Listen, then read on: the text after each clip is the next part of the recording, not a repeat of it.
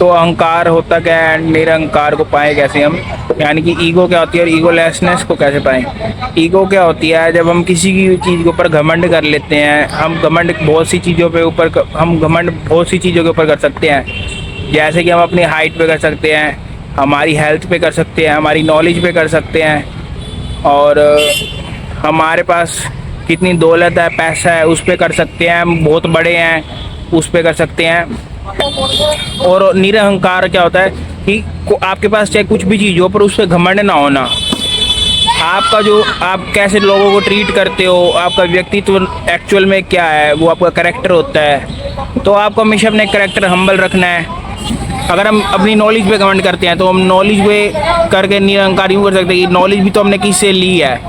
हमने अगर कोई बुक्स पढ़ी है 100 साल से हम कोई बुक्स पढ़ रहे हैं, तो वो भी तो कोई 100 साल में लिख के गया हुआ है। और वो जो इस बंदे ने बुक लिखी है वो भी तो किसी नॉलेज लेके लिखी थी, किसी और की बुक्स पढ़ के लिखी थी। किसी अगर हम अपने ऊपर अपनी हेल्थ पे और अपनी हाइट पे कमेंट करते तो हम ये कर सकते हैं हमने एक दिन मर जाना है, और हमारी जो हमारी बॉडी है वो फ्रेजाइल है, यानी कभी भी नष्ट हो सकती है। यही देख लेना कि हम किसी चीज़ पे घमंड कर रहे हैं, ईगो कर रहे हैं, और अवेयर हो जाना, सेल्फ अवेयरनेस आ जाना कि हम जो है एटीट्यूड में आ रहे हैं।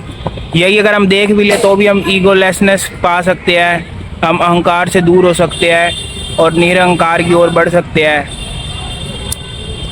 जब भी आपको लगे कि आप सक्सेसफुल हो रहे हो या आप आगे बढ़ रहे हो, आप लोगों से अपने आप को ज़्यादा सुपीरियर समझ रहे हो, तो आप जब यही देख लो कि मैं अपने आप को सुपीरियर समझ रहा हूँ, मेरे अंदर अकड़ घमंड आ रहा है, तो आप उसी को जब आप जान लोगे तभी आप अपनी ईगो को कम कर सकते हो।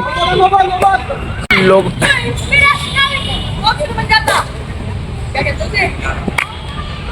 इंस्पिरेशनल कंप्यूटर बन जाता है।